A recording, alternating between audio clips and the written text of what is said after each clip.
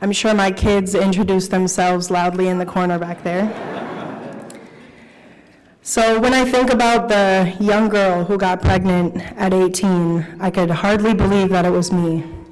I was sleeping on my grandmother's plaid 80s couch, working the closing shift at Panera Bread, catching the last bus home in the cold Wisconsin winter, and I often laid there, or rather tossed and turned, wondering how I was going to be able to give my child anything, given the situation that I was in.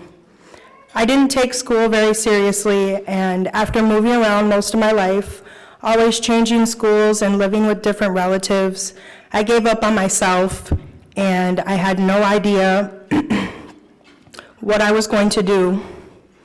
I was always changing schools. Sorry, I'm a little nervous. I gave up on myself and the idea that anything would be permanent or that anyone cared. I gave up on school, and I was working a minimum wage job, and I was sleeping on a couch about 2 inches shorter in length than my height. So how was I going to bring a child into this world? I spent a lot of my life dealing with depression on my own, and I learned how to be independent in the sense that I didn't feel like I had a real strong foundation. Asking for help made me almost as uncomfortable as someone offering for help. When I realized that I couldn't get to where I needed to be without help, I gave in and I filled out an application for the Elizabeth House that had been sitting in the corner for months, given to me by a social worker. I was tired of feeling alone and scared for what kind of environment I would be bringing my baby into. In a short amount of time, I was accepted for the program and my entire life changed.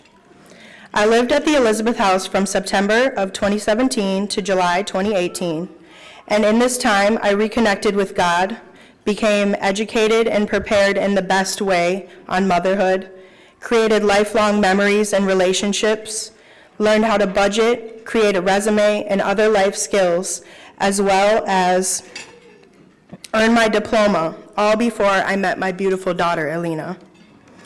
The bonding time that I got with my daughter, the peace of mind, the comfort, safety, and support is something that every mother should get to experience.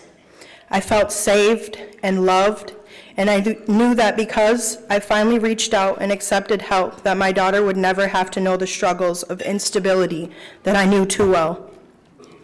One of my favorite things about my stay at the Elizabeth House was dinner.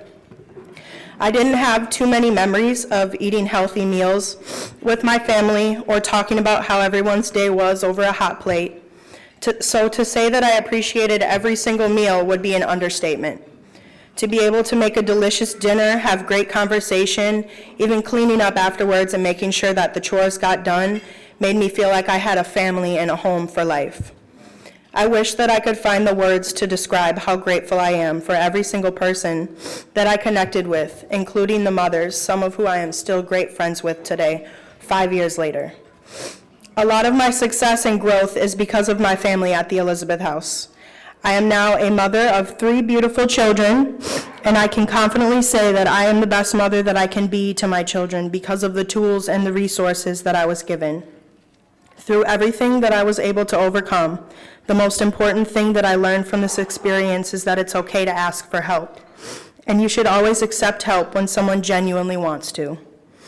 I can't imagine where I might be had I not reached out and given this opportunity a chance, given myself a chance to become a better person for my family and my community and myself. The Elizabeth House will always be a huge part of my life. The people and the memories will stay with me in my heart, and I hope that they continue to touch as many women's lives as possible, because every woman deserves a fair chance at life, and this is exactly what they have given me and more. Thank you.